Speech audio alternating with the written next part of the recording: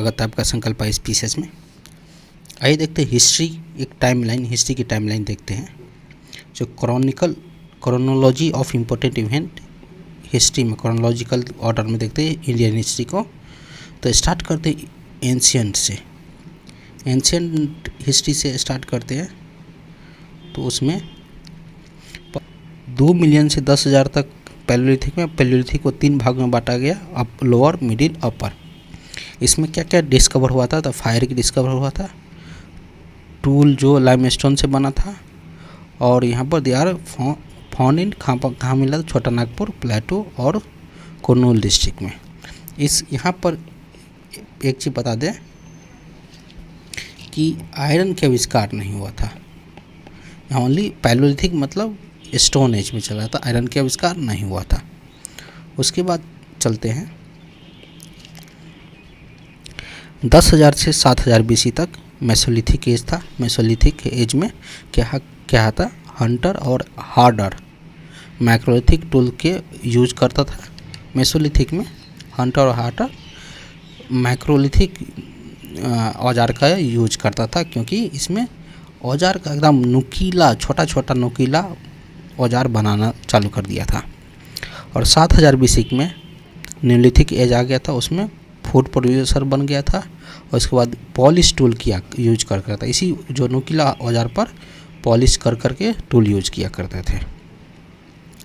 उसके बाद मेसोलिथिक में ही एग्रीकल्चर का होता है कि खेती करने लगता है। यहाँ मेसोलिथिक में खेती करने लगा और यहाँ पर फूड प्रोड्यूसर बन गया था आदमी। इसके बाद प्री हड़प्पा आता है, इसमें चालकोलिथिक एज आता है। चालकोलिथिक एज में क्या होता है कि कॉपर का आविष्कार हो जाता है प्री हड़प्पा टाइम में। अभी भी आयरन का आविष्कार नहीं हुआ। इसके बाद हड़प्पा फेज आता है। हड़प्पा फेज आता है 2500 से लेकर 1750 BC तक, याद रखिएगा आप लोग।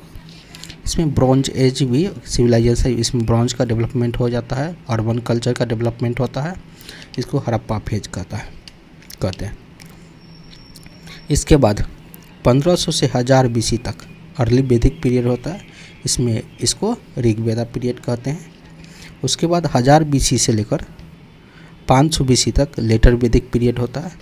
इसमें सेकेंड अर्बन फेज आया फिर से, उसके एस्टैब्लिशमेंट महाजनपद, सेकेंड अर्बन फेज आता है। और इसी बीच में क्या होता है? महाजनपद की शुरुआत होती है।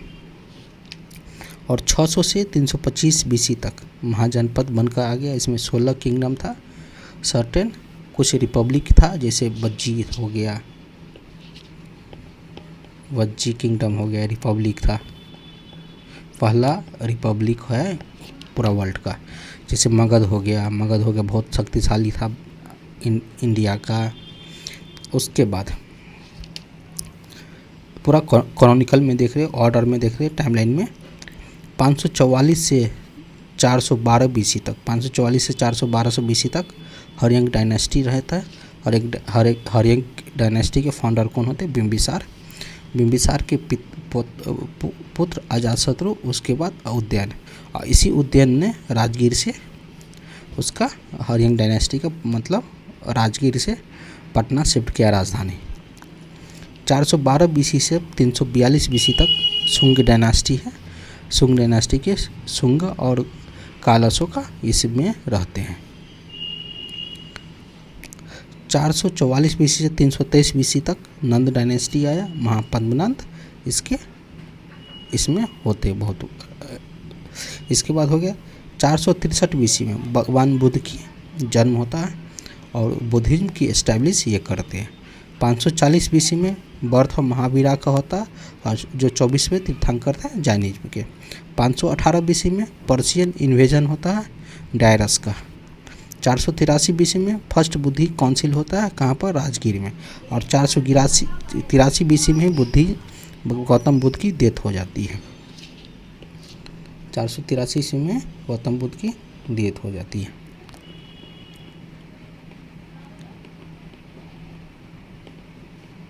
बुद्धा।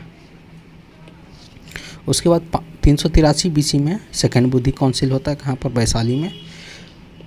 ये राजगीर में किसके टाइम में होता? अजात शत्रु के टाइम में। वैशाली में सेकेंड बुद्धिस्ट काउंसिल किसके टाइम में? काल अशोक के टाइम में। उसके बाद 326 बीसी में मैसेडोनिया का इन्वेजन होता है, जो direct contact between Greek and India के बीच में होता है। 250 बीसी में थर्ड बुद्धिस्ट काउंसिल होता है, और पाटलिपुत्र में इसमें कौन रहता है? अशोक। इस समय सम्राट अशोक के टाइम में थर्ड बुद्धिस्ट काउंसिल होता है, कहाँ पर? पाटलिपुत्र में। इसके बाद 322 से लेकर 185 बीसी तक मौर्यन पीरियड रहता है इसमें। इसके बाद 322 से लेकर 298 बीसी तक जो मौर्यन पीरियड में ये हो गया 322 बीसी से लेकर 185 बीसी तक मौर्यन पीरियड चला। उसमें 322 से लेकर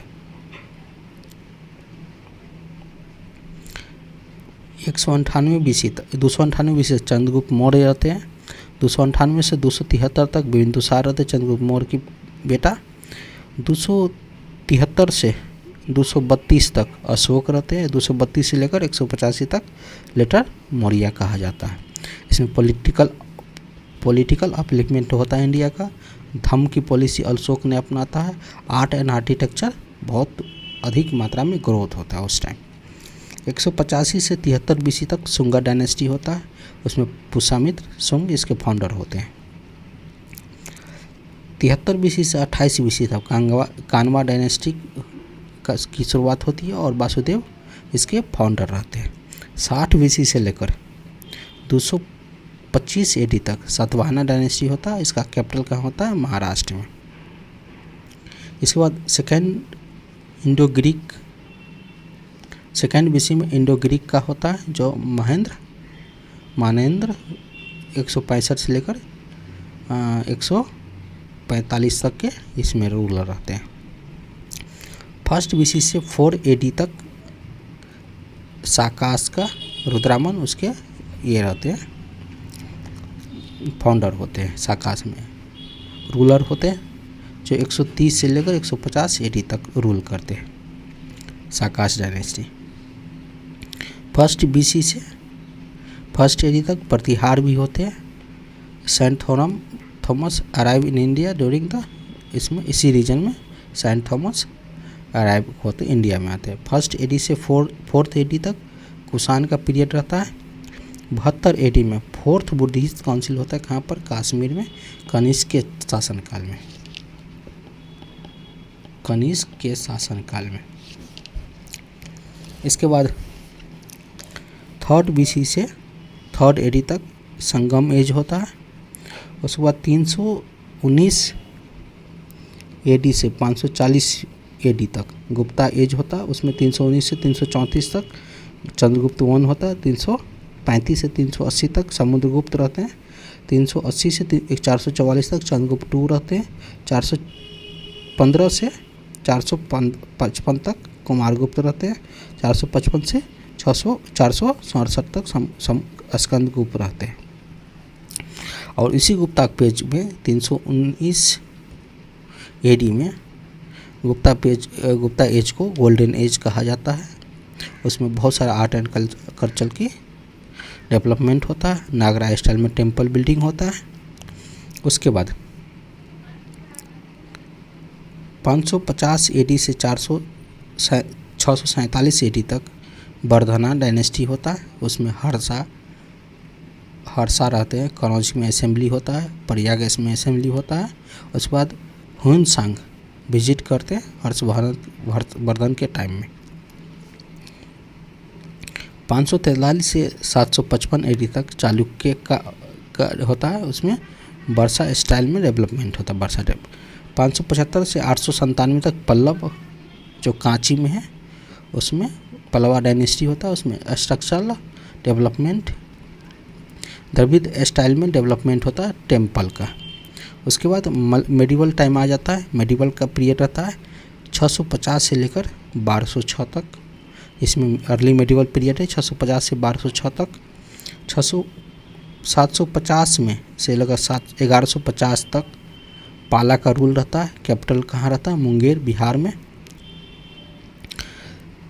752 से लेकर 973 तक राष्ट्रकूटा का रूल रहता। कैपिटल कहाँ रहता? मालखेड़ में। 730 से लेकर 1036 तक प्रतिहार का रहता है। रूल कहाँ करता? वेस्टर्न इंडिया में। तीनों का 3 पार्टी स्ट्रगल में भी रहता, पहला राष्ट्रकूटा और प्रतिहार। थोड़ा सा ध्यान दीजिएगा। इसके बाद 712 ईस्वी में फर्स्ट मुस्लिम इन्वेजन इंडिया में होता है। मुस्लिम इंडिया को इन्वेज करता है। जो उस समय के मुस्लिम, पहला मुस्लिम इंडिया में आए थे, मोहम्मद बिन कासिम इंडिया को इन्वेड करता है। उसके बाद 850 में से लेकर 1279 तक चोला का रहता है। कैपिटल कहाँ रहता? तंजावुर रहता है। उसके बाद 998 से 1030 तक पहला तुर्क इन्वेशन होता है किसी? मोहम्मद गाजी के। और मोहम्मद गजनी कितने बार इंडिया पर? टोटल 17 बार आक्रमण करते हैं।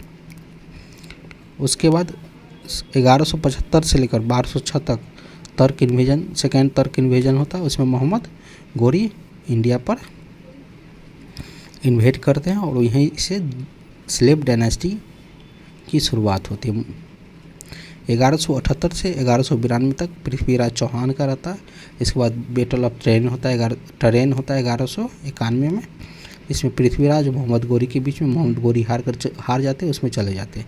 सेकेंड बैटल फिर से 1 साल बाद होता है 1192 ईस्वी में, battle of train, second battle of train. इसमें पृथ्वीराज चौहान हार जाते हैं। उसके बाद दिल्ली सल्तनत की शुरुआत होती है 1206 से लेकर 1526 ईस्वी तक। 1206 से 1526 तक दिल्ली सल्तनत की शुरुआत होती है, जिसमें स्लेव डायनेस्टी पहला है। 1206 से लेकर 1210 तक कुतुबुद्दीन ऐबक रहते हैं, जो गोरी के गुलाम रहते हैं। उसको कुतुबुद्दीन ऐबक को क्या है, लाल बख्श से नाम से जाना था। और कंस्ट्रक्ट क्या करते हैं? कुतुब मीनार इसी ने कंस्ट्रक्ट करवाया है। इसके बाद 1211 से लेकर 1336 तक इल्तुतमिश का राज रहता है और रियल फाउंडर रहता है दिल्ली सल्तनत के। इसी ने लाहौर से दिल्ली कैपिटल शिफ्ट किए थे। कुतुबुद्दीन ऐबक ने अपना कैपिटल लाहौर बनाए थे। उसके बाद 1236 से लेकर 1240 तक रजिया सुल्तान रहता, जो पहली मुस्लिम लेडी रहता है इंडिया में अभी तक के रूल में, सल्तनत रूल में। 1240 से 1266 तक वीक सक्सेसर होता है। 1266 से लेकर 1287 तक गयासुद्दीन बौलबक रहते हैं, इसी ने दीवाने अर्ज की शुरुआत की है। उसके बाद खिलजी डायनेस्टी आ जाती है। खिलजी डायनेस्टी 1200 से लेकर 1290 से लेकर 1296 तक जलालुद्दीन खिलजी रहते हैं, उसके खिलजी डायनेस्टी के फाउंडर होते हैं।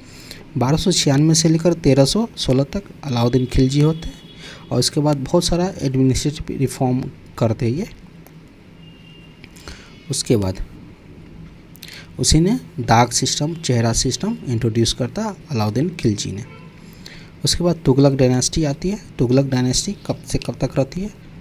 1320 से लेकर 1325 तक गयासुद्दीन तुगलक रहते हैं, इसी ने तुगलक डायनेस्टी के फाउंडर होते हैं। और 1325 से लेकर 1351 तक मोहम्मद बिन तुगलक रहते हैं, इसी ने एडमिनिस्ट्रेटिव रिफॉर्म इंट्रोड्यूस करता और कुछ प्रोजेक्ट भी अपना लॉन्च करता है।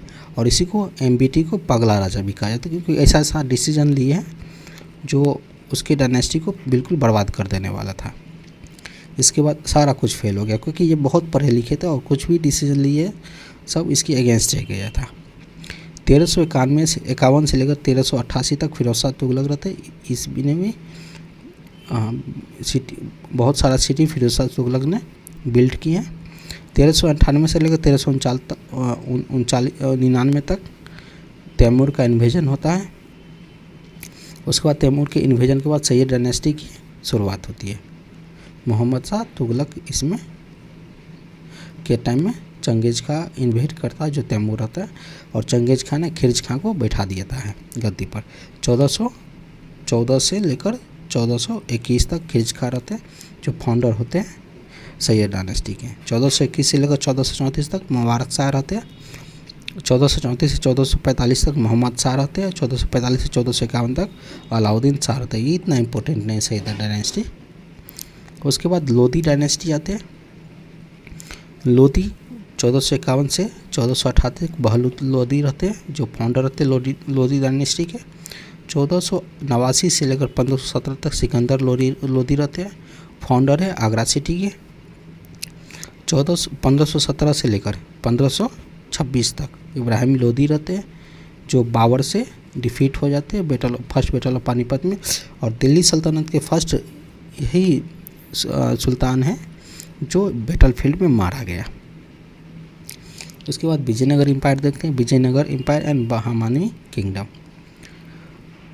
1336 से लेकर 1485 तक संगम डायनेस्टी होता। संगम डायनेस्टी के फाउंडर कौन थे? हरियर और बुक्का। 1485 से लेकर 1505 तक सुलभा डायनेस्टी होता है। सुलभा का फाउंडर कौन है? सुलभा नारा सिंगमा। 1505 से लेकर 1570 तक थुलबा डायनेस्टी होता। वीर नरसिम्हा इसका फाउंडर होते। 1509 से लेकर 1529 तक कृष्णदेवराय रहते हैं। इसके बाद इसी को स्कॉलर भी रहते हैं और कंट्रेपरी किसके? बाबर के रहते कृष्णदेवराय। 1570 से लेकर 1650 तक अराविदु डायनेस्टी होता है, उसका फाउंडर कौन होता है? तिरुमाला होते हैं। इसके बाद बहमानी किंगडम है, तो 1347 से लेकर 1358 तक अलाउद्दीन हसन बहमान शाह रहते हैं। इसका फाउंडर बहमानी किंगडम का गुलबर्ग में। 1397 से लेकर 1422 तक ताजुद्दीन फिरोज शाह रहते हैं। 1422 से लेकर 1435 तक अहमद शाह वाली रहते हैं। इसके बाद मुग़ल एम्पायर बहुत इंपॉर्टेंट है। मुग़ल एम्पायर से बहुत सारा क्वेश्चन आता है।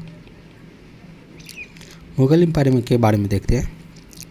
1526 से लेकर 1530 तक बाबर रहते हैं, और बाबर इस एम्पायर को बनाते हैं कब? फर्स्ट बैटल ऑफ पानीपत में, जब इब्राहिम लोदी को हरा देते हैं तो मुग़ल एम्पायर की नींव डालती है बाबर।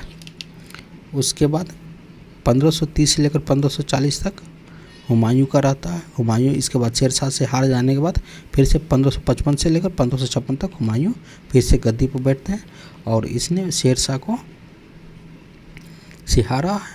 हुमायूं शेरशाह से हार जाने के बाद भाग जाते हैं, फिर से 1555 में आते हैं। 1540 से लेकर 1555 तक सूरी एम्पायर का राज रहता है दिल्ली सल्तनत पर, और शेरशाह किसको? हुमायूं को डिफीट करते हैं, और 1540 से 1545 तक इसने शेरशाह रूल करते हैं। 1556 सेकेंड बैटल ऑफ पानीपत होता है अकबर वर्सेस हेमू के बीच में। 1556 से 1605 तक अकबर का राज रहता है, जो दीन इलाही और मुग़ल एम्पायर को एक्सपेंड करते हैं बहुत ज़्यादा। 1605 से लेकर 1627 तक जहांगीर का राज आता है। इसके राज में कैप्टन विलियम हॉकिंस और सर थॉमस रो विजिट करते हैं मुग़ल के कोर्ट में। 1628 से लेकर 1658 तक शाहजहां का राज रहता है, और पिनेकल ऑफ मुग़ल एम्पायर के ये पिनेकल है, और इसने आर्ट एंड आर्टिकल्चर की बहुत ज़्यादा बढ़ावा दिया है। 1658 से लेकर 1707 तक औरंगजेब की राज रहता है, और उसके में इसी टाइम से मुग़ल एम्पायर की डिक्लाइन चालू हो जाती है। उसके बाद 1658 से 1707 तक मुग़ल का औरंगजेब का रहता है। उसके बाद मुग़ल एम्पायर की डिक्लाइन हो जाती है। उसके बाद 1707 से लेकर 1757 तक लेटर मुग़ल रहता है। इसमें डिक्लाइन और डिसइंटीग्रेट हो जाती है मुग़ल एम्पायर, मतलब ध्वस्त हो जाती है और टूट भी जाती है पूरा। उसके बाद मराठा स्टेट और मराठा कॉन्फिडेंसी के बारे में देखते हैं। मराठा स्टेट के बारे में देखते हैं। 1674 से लेकर 1680 तक शिवाजी का रूल रहता है, जो कंटेम्प्रेरी किसके? शिवाजी औरंगजेब के कंटेम्प्रेरी है। 1680 से 1689 तक संभाजी का रहता है। 1689 से लेकर 1700 तक राजा राम का रहता है। 1700 तक ताराबाई का रहता है। 1707 से 1749 तक साहू का रहता है, और 1713 से 1720 तक बालाजी विश्वनाथ का रहता है, और फर्स्ट पेशवा यही रहते हैं। मराठा कॉन्फिडेंसी देखते हैं 1720 तक से 1740 तक बाजीराव वन रहते हैं। 1740 से 1731 तक बालाजी बाजीराव रहते हैं। 1761 से थर्ड बैटल ऑफ पानीपत होता है जिसमें मराठा डिफीट हो जाते हैं हमासा अब्दाली से। क्या कब? 1761 में थर्ड बैटल ऑफ पानीपत होता है। 1761 से 1818 तक लेटर सक्सेसर होता है मराठा का। उसके बाद एंग्लो मराठा वार होता है 1775 से लेकर 1782 तक फर्स्ट एंग्लो मराठा वार होता है। ब्रिटिशर इसमें डिफीट हो जाता है, हार जाते हैं। 1803 से लेकर 1806 तक सेकेंड एंग्लो मराठा वार होता है। मराठा इसमें हार जाते हैं। इसके बाद साइन कर देते हैं सब्सिडरी अलायंस की। 1817 से 1818 तक थर्ड बैटल मराठा होता है। इसमें मराठा बहुत बुरी तरीक़ा से हार जाता है और यहीं से मराठा की सरकार की मतलब एक तरह से गिर जाती है पूरा। मॉडर्न इंडिया में देखते हैं 1717 से 1727 तक मुर्शिद कुली खां बंगाल के नवाब बनते हैं और कैपिटल कहाँ ट्रांसफ़र करते हैं? बंगाल से मुर्शिदाबाद। 1727 से लेकर 1739 तक सुजाउद्दीन रहता है। 1739 से 1740 तक सरफराज खां रहता है। 1740 से 56 तक अलीवर्दी खां रहता है। एक थोड़ा सा काम के रूलर रहते हैं, सबको रेजिस्टेंस देते हैं। इसके बाद 1756 से 1757 तक सिराजुद्दौला रहते हैं जो बैटल ऑफ प्लासी में हार जाते हैं। इसके बाद अंग्रेज मीर जाफर को बनाता है 1757 से 1760 तक। उसके बाद 1760 से 1764 तक मीर कासिम रहते हैं और इसने बैटल ऑफ बक्सर में हार जाता है। इसने कैपिटल को शिफ्ट करता है मुंगेर, कहाँ से? मुर्शिदाबाद से। और यहीं पर 1763 में गन फैक्ट्री की स्थापना कर दी है। अब मैसूर का देखते हैं। 1761 से लेकर 1782 तक हैदर अली का राज रहता है। इसने मॉडर्न मैसूर स्टेट को इस्टेब्लिश किया था। 1766 से 1769 तक फर्स्ट एंग्लो मैसूर वार होता है जो हैदर अली ब्रिटिशर को हरा देते हैं। 1780 से 1784 तक सेकेंड एंग्लो मैसूर वार होता है। हैदर अली डिफीट हो जाते हैं सर एयरकूट से और हैदर अली की मौत हो जाती है 1781 में ईस्वी में। 1782 से लेकर 1799 तक टीपू सुल्तान होता है, कंटिन्यू करता है सेकेंड एंग्लो मैसूर वार का, क्योंकि बीच में ही हैदर अली की डेथ हो जाती है तो सेकेंड एंग्लो मैसूर वार की टीपू सुल्तान ने कंटिन्यू करता। 1790 से 1792 तक थर्ड एंग्लो मैसूर वार होता। इसमें टीपू से हाफ टेरिटरी छीन लिया जाता है। 1799 में फोर्थ एंग्लो मैसूर वार होता है जो टीपू सुल्तान इसमें मर जाते हैं। इसके बाद पंजाब देखते हैं। पंजाब 1792 से लेकर 1839 तक महाराजा रंजीत सिंह की राज होता जो फाउंडर रहता है सिख रूल के। 1845 तक से 1846 तक फर्स्ट एंग्लो सिख वार होता है, सिख इसमें हार जाते हैं। 1848 से 1849 तक सेकेंड एंग्लो मैसूर वार होता है, डलहौजी पंजाब को एनेक्स कर लेते हैं, अपने में मिला लेते हैं। उसके बाद मॉडर्न हिस्ट्री में देखते हैं एडवेंट यूरोप में 1498 में Portuguese east India company India आते हैं, हेडक्वार्टर कोचिंग और गोवा में बनाते हैं। 1600 ईस्वी में ईस्ट इंडिया कंपनी आते हैं, मद्रास कलकत्ता बॉम्बे में इसका मेन सेंटर रहता है। उसके बाद 1602 में डच ईस्ट इंडिया कंपनी आते हैं, पुलिकेट और नागपट्टनम में इसका हेडक्वार्टर रहता है। 1616 में डेनिश आते हैं, 1664 में फ्रेंच आते हैं। तो इसको याद रखने का तरीका रखिएगा PDEF। पहले पुर्तगीज आए, इसके बाद ये कंपनी का है ये, इसके बाद डच आते हैं, ईस्ट इंडिया कंपनी आते हैं, इसके बाद फ्रेंच आते हैं और उसके बाद जब कंपनी बनता है तो PEDF में याद रखिए Portuguese, India, east India company, Dutch और फ्रेंच। इसके बाद कर्नाटिक वार के बारे में देखते हैं। कर्नाटिक वार होता फर्स्ट एंग्लो फ्रेंच वार 1746 से 1748 तक होता। एक्सला चैपल के तहत यह फर्स्ट एंग्लो मैसूर वार एंग्लो फ्रेंच वार अंत होता। 1749 से 1754 तक सेकेंड एंग्लो मैसूर वार होता। ट्रीटी ऑफ पौंडीचेरी से अंत होता और 1758 से 1763 तक थर्ड एंग्लो मैसूर हुआ था, ट्रीटी ऑफ पेरिस से अंत होता। थोड़ा सा इसको याद रखने का तरीका हुआ है, याद रखिएगा 46 से 48, इसके बाद 49 से 54 और 1 साल का गैप होगा, 55 का गैप होगा और 56 से 63 तक। और ट्रीटी याद रखिएगा APP, पहले treaty of Aix la Chapelle, Pondicherry, Paris, Pondicherry, इसके बाद पेरिस, याद रखिएगा इसे। और 46 से 48, 49 से 54 और 55 बीच में नहीं होगा, 56 से होगा 63 तक थर्ड एंग्लो मैसूर वार, एंग्लो फ्रेंच वार, थोड़ा सा ये याद रखिएगा। एक बाद फ्रीडम स्ट्रगल देखते हैं। फ्रीडम स्ट्रगल में क्या क्या हुआ था। 1857 ईस्वी में first war of Indian independent हुआ था, जो 1857 ईस्वी का रिवोल्ट बहुत इम्पोर्टेंट है। इसमें किसके कारण हुआ, socio religious and economic cause के कारण फर्स्ट एंग्लो मैसूर वार हुआ था। इसके बाद 1885 ईस्वी में INA की, इंडियन नेशनल कांग्रेस की INC एस्टेब्लिश होता है। फाउंडर कौन होते हैं, A.O. होम होते हैं। और इसके समय में डफरिन वॉइस राय होते हैं। 1885 से लेकर 1905 तक मॉडरेट का फेज रहता है। मॉडरेट किसके द्वारा डोमिनेटेड रहता है, दादा भाई नौरोजी, सुरेंद्रनाथ बनर्जी। इसके बाद 1905 से लेकर 1917 तक एक्सट्रीम का फेज रहता है। इसके में लाल बाल पाल और अरविंदो घोष एक्सट्रीमिस्ट रहते हैं। 1905 ईस्वी में बंगाल पार्टीशन होता है, कर्जन अनाउंस करता है बंगाल पार्टीशन।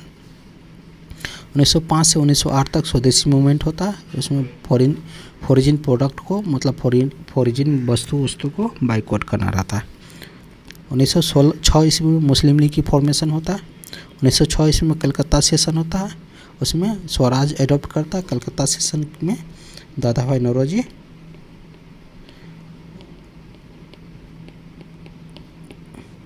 इसके प्रेसिडेंट रहते हैं। 1907 ईस्वी में सूरत स्प्लिट होता है। इसके बाद 1909 ईस्वी में मॉडल मिंटो रिफॉर्म आता है, सेपरेट इलेक्टोरल देता है मुस्लिम को। 1915 ईस्वी से 1916 ईस्वी में होम रूल मूवमेंट चलता है, बाल गंगाधर तिलक के और एनी बेसेंट के। 1916 ईस्वी में लखनऊ पैक्ट होता है, उसमें कांग्रेस और मुस्लिम लीग के बीच में पैक्ट होता है। और इसी 1916 में राजकुमार शुक्ल गांधी जी को इनवाइट करते हैं चंपारण आने के लिए। 1917 ईस्वी में चंपारण सत्याग्रह होता है। 1917 ईस्वी में लखनऊ सेशन में क्या होता है, एक्सट्रीमिस्ट को कांग्रेस में आने की आज्ञा देता है। इसके बाद गांधी एरा आ गया। गांधी एरा में क्या होता है, गांधी 1993 से लेकर 1914 तक, 1893 से लेकर 1914 तक साउथ अफ्रीका में रहते हैं। साउथ अफ्रीका में नेशनल इंडिया कांग्रेस की स्थापना करते हैं, सत्याग्रह करते हैं, सिविल डिसओबीडियंट मूवमेंट लॉन्च करते हैं ब्रिटिश के अगेंस्ट। इस बाद 1915 से 1948 तक इंडिया में रहते हैं। 1915 ईस्वी में बम्बई में आते हैं, फर्स्ट 2 ईयर इंडिया के टूर करते हैं बिना किसी एक्टिव पॉलिटिक्स में भाग लिए हुए। 1917 में चंपारण सत्याग्रह करते हैं। 1918 में अहमदाबाद मिल स्ट्राइक होता है। 1918 में खेड़ा सत्याग्रह होता है। 1919 में रॉलेट सत्याग्रह होता है। उसके बाद रॉलेट एक्ट जलियांवाला कांड एक साथ हो जाता है। उसके बाद 1920-22 में नॉन कॉपरेशन मूवमेंट लॉन्च करते हैं, खिलाफत मूवमेंट लॉन्च करते हैं। 1924 में बेलगाम सेशन में गांधी जी प्रेसिडेंट रहते हैं, फर्स्ट टाइम प्रेसिडेंट रहते हैं। 1930 से 34 तक सिविल डिसओबीडियंट सभी ने अवज्ञा आंदोलन लॉन्च करते हैं, उसमें दांडी मार जाते हैं। गांधी यूनियन पैक्ट होता है, सेकंड राउंड टेबल में कॉन्फ्रेंस में भाग लेते हैं। इस बात वहाँ से आने के बाद कुछ नहीं मिलता है तो फिर से सिविल डिसओबीडियंट मूवमेंट लॉन्च करते हैं। उसके बाद गांधी जी फिर से अरेस्ट हो जाते हैं। 1940 से 41 तक इंडिविजुअल सत्याग्रह होता है। 1942 में क्विट इंडिया मूवमेंट होता है, डू एंड डाई का नारा देता है। इसके बाद इम्पोर्टेंट इवेंट ड्यूरिंग पीरियड, कुछ इस पीरियड में क्या क्या इवेंट हुआ था। 1919 में रॉलेट एक्ट होता है, Gandhi ji call for Rowlatt satyagraha. Rowlatt satyagraha के लिए गांधी जी आग्रह करते हैं। 1919 में जलियांवाला बाग हत्याकांड होता है। 1920 से 22 तक खिलाफत और non cooperation movement, Gandhi Hindu Muslim की यूनिटी होता है। 1922 इसमें चौरा चौरी इंसिडेंट हो, गांधी जी नॉन कॉपरेशन को विड्रॉ कर लेते हैं, नॉन कॉपरेशन मूवमेंट को। 1923 इसमें कांग्रेस के खिलाफत स्वराज पार्टी की स्थापना होता है, जिसमें CR दास और मोतीलाल नेहरू स्वराज पार्टी की स्थापना करते हैं। 1927 में सावन कमीशन आते हैं, जिसमें सारा वाइट मेंबर थे। 1928 ईस्वी में नेहरू रिपोर्ट आता है। 1929 ईस्वी में जवाहरलाल जिन्ना का 14 पॉइंट आता है। 1929 में लाहौर सेशन होता है, पूर्ण स्वराज की मांग करता है। 1930 ईस्वी में सिविल डिसोबीडिएंट मूवमेंट होता है, दांडी मार्च की इसमें होता है। 1931 ईस्वी में गांधी इरविन पैक्ट होता है, गांधी जी डिसाइड करते हैं सेकेंड ऑटोमोबाइल में कॉन्फ्रेंस में भाग लेंगे। 1931 में सेकेंड राउंड टेबल कॉन्फ्रेंस का लंदन में होता है। 1932 में कम्युनल अवार्ड आता है। 1932 में पूना पैक्ट होता है, गांधी जी मदर मालवीय और अंबेडकर के बीच में। 1935 ईस्वी में गवर्नमेंट ऑफ इंडिया एक्ट आता है। 1937 में 18 मंथ रूल रहता है कांग्रेस की, 18 नहीं होगा 28 होगा, 28 मंथ रहता है। 1939-45 में सेकेंड वर्ल्ड वार होता है। 1939 में कांग्रेस मिनिस्टर रिजाइन कर देते हैं। 1940 में अगस्त ऑफर आता है, लिंगलिथिगो के प्रपोज के करते हैं अगस्त ऑफर में। 1941 में इंडिविजुअल सत्याग्रह होता है। 1942 में क्रिप्स मिशन आता है। 1942 में क्विट इंडिया मूवमेंट। 1943 में गांधी 21 दिन पर फास्ट में रहते हैं। 1944 में CR फार्मूला आता है। 1945 में वेल प्लान और शिमला कॉन्फ्रेंस होते हैं। 1945 में आईएनए ट्रायल होता है। 1946 में आईएनए रेटिंग म्यूटिनी होता है। 1946 में कैबिनेट मिशन प्लान आता है। 1946 में फॉर्मेशन इंटरिम गवर्नमेंट के फॉर्मेशन होता है। 1947 में फॉर्मेशन होता है कॉन्स्टिट्यूशन असेंबली के। 1947 में एटली अनाउंसमेंट करते हैं। 1947 में एटली अनाउंसमेंट करते हैं कि इंडिया को हम जून 1948 तक छोड़ देंगे। 1947 में माउंटबेटन प्लान आता है। 1947 में इंडिया इंडिपेंडेंट एक्ट पास होता है। उसके बाद ये था दोस्तों पूरा हिस्ट्री का डेट बाय क्रॉनिकल। आप लोग थोड़ा सा रिवीजन करके देख लीजिए।